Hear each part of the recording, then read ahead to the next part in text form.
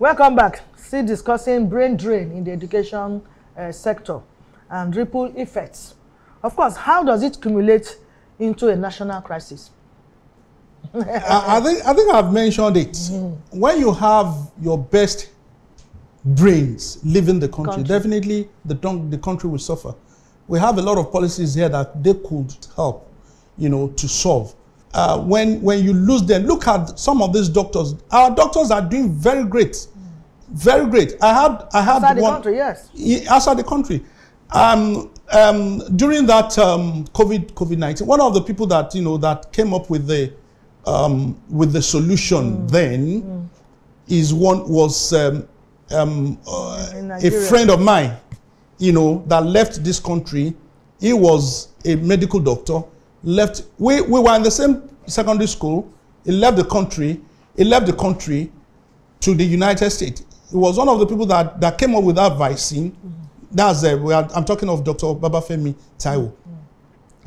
These are some of the brains that could be used, in Nigeria. And I can tell you that we have a lot of Nigerians doing great. If you look at America for for example, we have a lot of Nigerians that are the best in all the sectors. Yes, all these people could be used in Nigeria. But what are the government doing? The government are not. I don't think they are concerned about our welfare, so to say. They are not concerned about how to bring a lot of these people back, or even help in building the country. Because this is the only time they will have stopped this so-called migration or escaping, whatever name you want to use. This is the only time the government should be able to stop.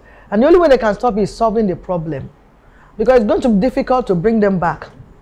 Now they have gone. They've tested how it is. Yes, Nigeria is blessed with natural resources and human resources as well.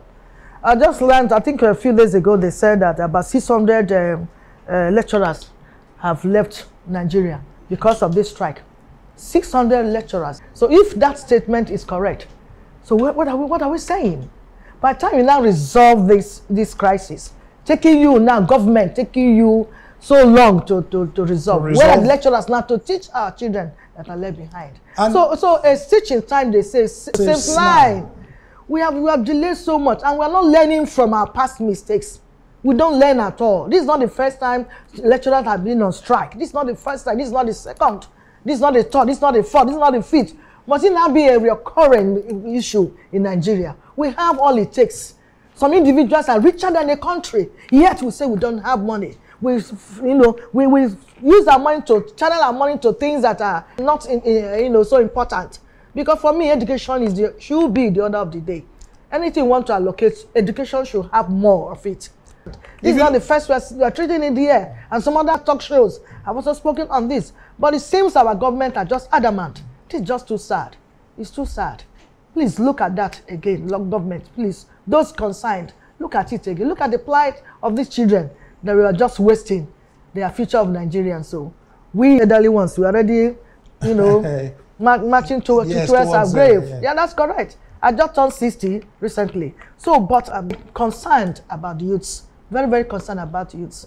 I've been promoting them, and I continue to say we have to show them the right way. We have to show them the right way. Please, our government, those who are concerned, Minister of Education and all, look into this case and solve this problem once and for all. Please. We'll take a break now. Giving you. Say and do it.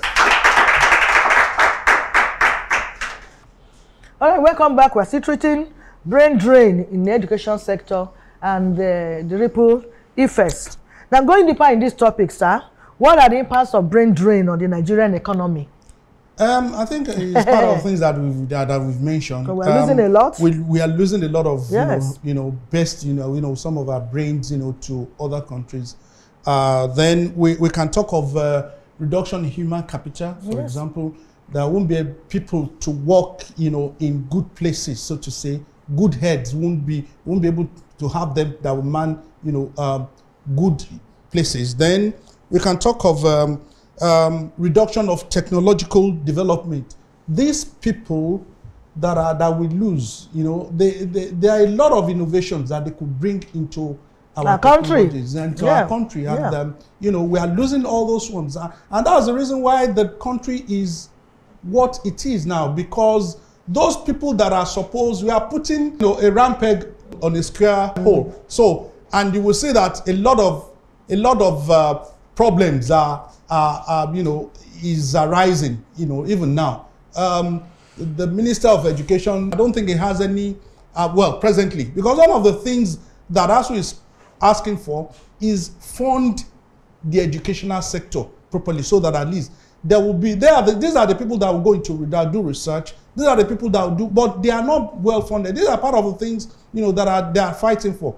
But we see a lot of them riding big cars, you know, bringing in new cars and things like that, at the detriment of, you know, the children that were supposed to be. So we can talk of a reduction of human capital, technical, reduced economic growth. We won't grow, you know, without having people in the right places. Yeah.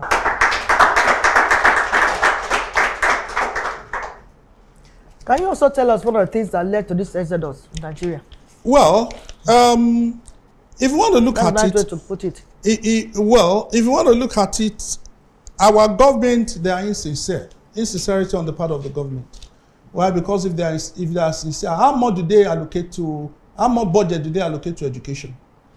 How much budget do they? It's not on the list. You know, allocate to education.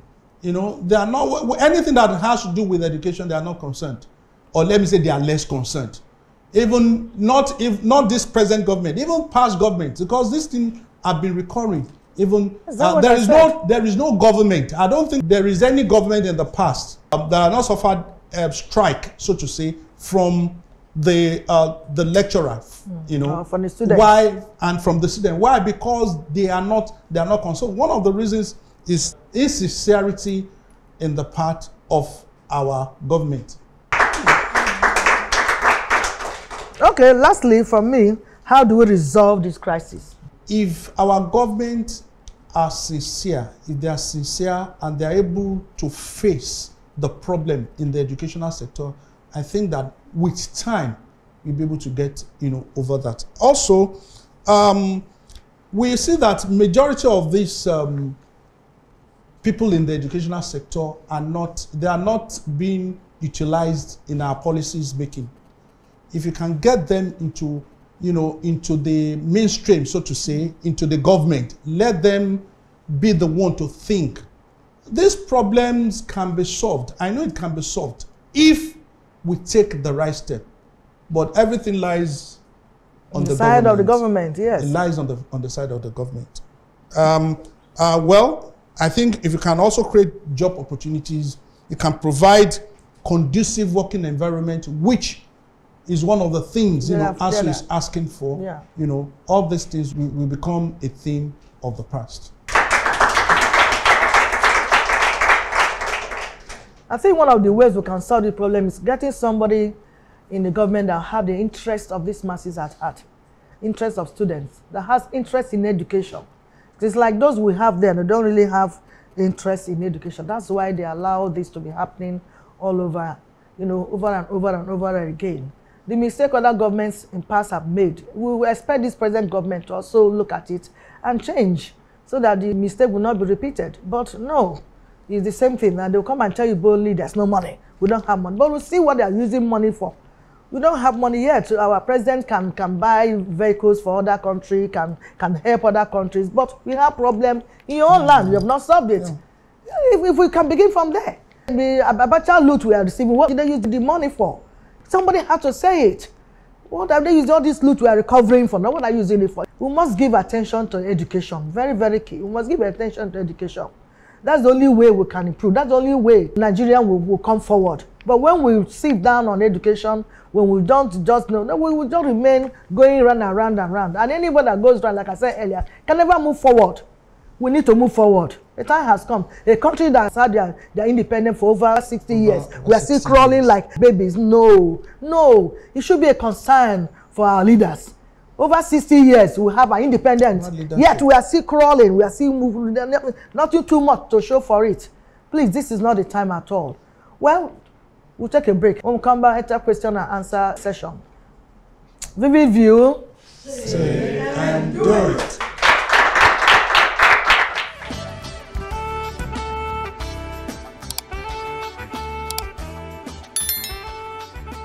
This is Vivid View.